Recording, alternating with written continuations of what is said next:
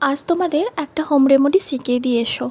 তাতে তোমরা অনেকটা উপকারিতা পাবে ওয়েট লসের ক্ষেত্রে। আর যাদের বদহজমের সমস্যা আছে, এই পাউডারটা তাদের অনেক উপকারিতা। কীভাবে বানাবে? বাড়ির কিছু সামগ্রী নিয়েই বানানো যাবে। ধনে, জিরে, জোয়ান, মেথি, পানমৌরি, দারুচিনি, লবঙ্গ, এলাচ সব শুকনো খোলায় ভালো করে ভেজে নেবে। তারপর গরম অবস্থাতেই একটু মিক্সিতে দিয়ে গুঁড়িয়ে নেবে, তাহলে মিশ্রণটা অনেক মসৃণ হবে। তারপর একটা শুকনো পাত্রে স্টোর করে রেখে দাও।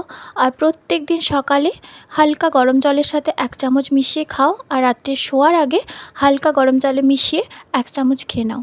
তাতে তোমাদের ওয়েট লসের সাথে সাথে তোমাদের বদহজমের সমস্যাটাও দূর হয়ে যাবে। আজকে যেহেতু রবিবার, তাই রবিবার মানেই চিকেন, তাই লাল লাল চিকেন কষা আর সাদা ভাত করে নিয়েছিলাম।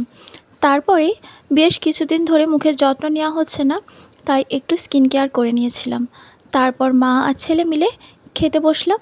সবাইকে শুভ দুপুরের শুভেচ্ছা জানিয়ে আজকের ব্লগটা শেষ করলাম। সবাই ভালো থাকবেন, সুস্থ থাকবেন, আর সব সময় আমার পাশে থাকবেন। টাটা, শুভ দুপুর।